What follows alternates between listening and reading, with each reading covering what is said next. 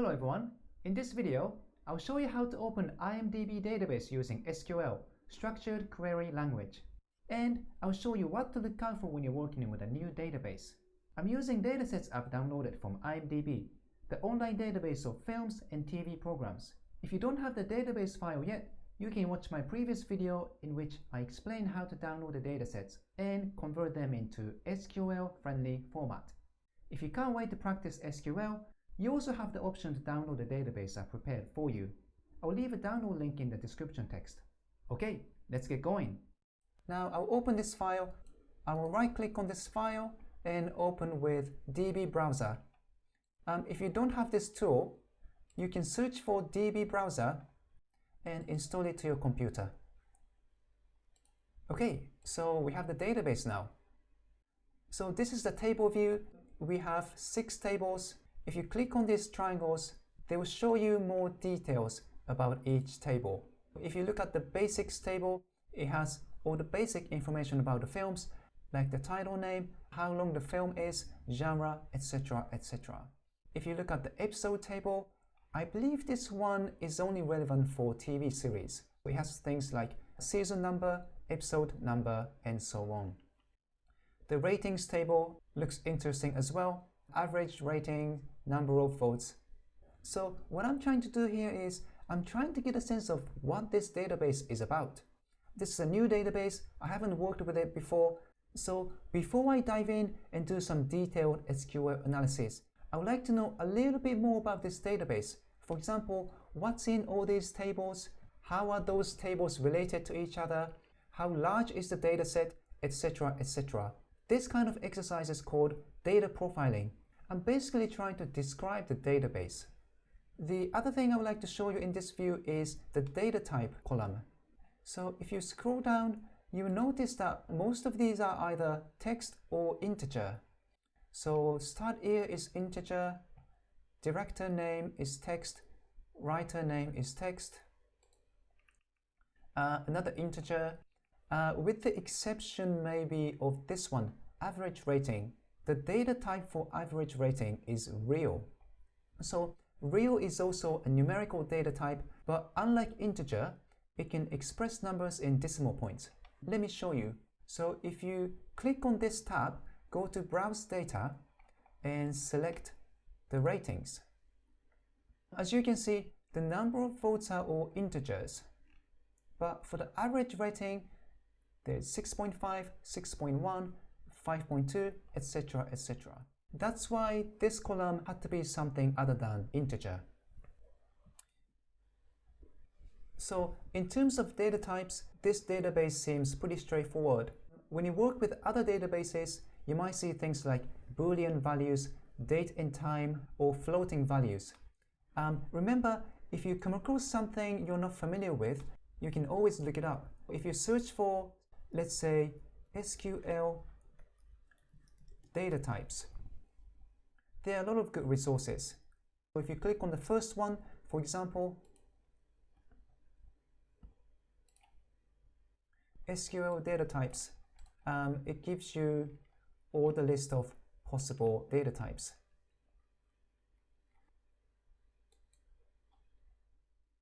Also, you might have noticed this tconst entry is found in many tables. So there's tconst here, tconst here. It's also in this principals table. It's also found in the ratings table. Now, let me go to this view. So what this does is, this is essentially a unique ID. If you go to the basics table, you also see the tconst column.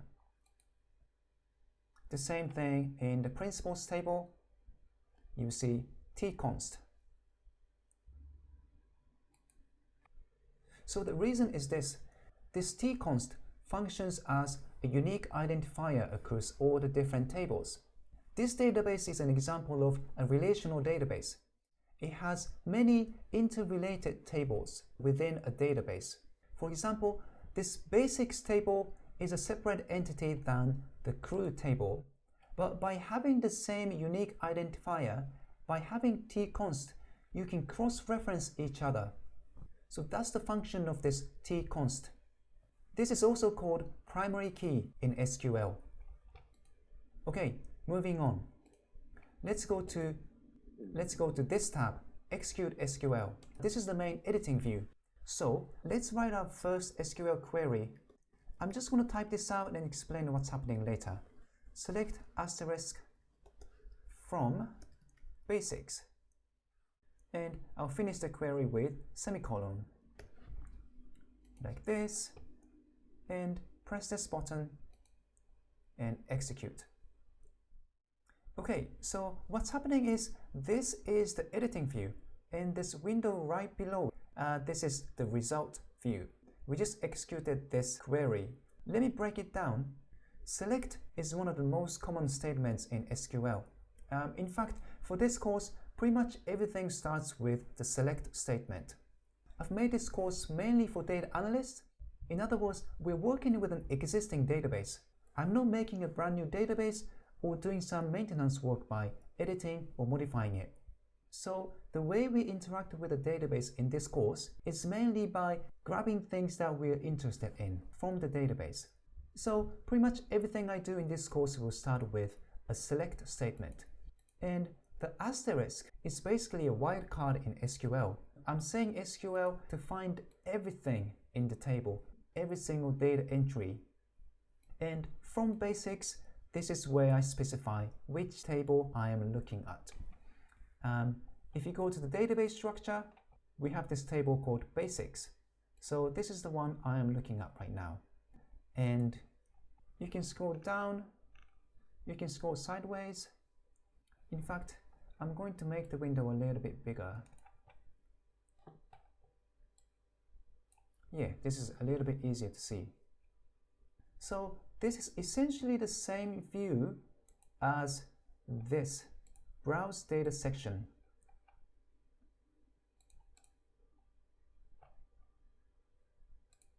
Now, if you change basics to, let's say, ratings,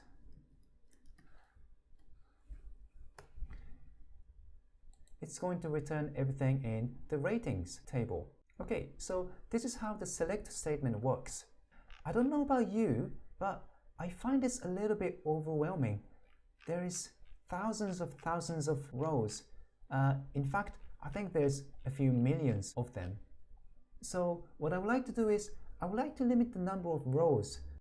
To do that, I will simply say limit at the end of the query and specify how many rows you would like to see. Why don't I say 500, close the query and execute.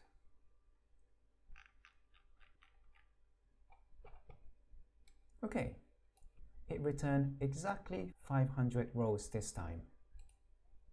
Now, I would like to go back to the basics table now. Select everything from basics and execute a query. The other thing I would like to do is, there are a lot of columns in the table, from tconst, primary title, original title, to genre.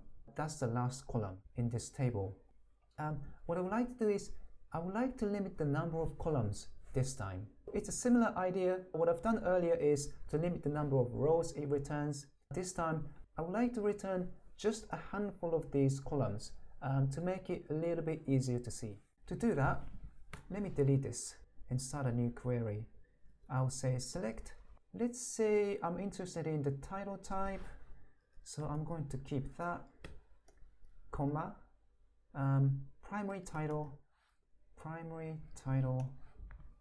let's say start year. I would like to know when those films were published.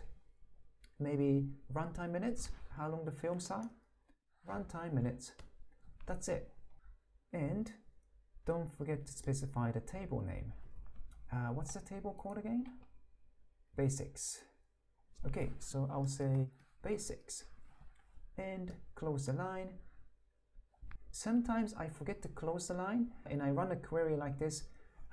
It actually works just fine, but it is a good practice to end your query with a semicolon. This is how SQL knows that this is the end of your query.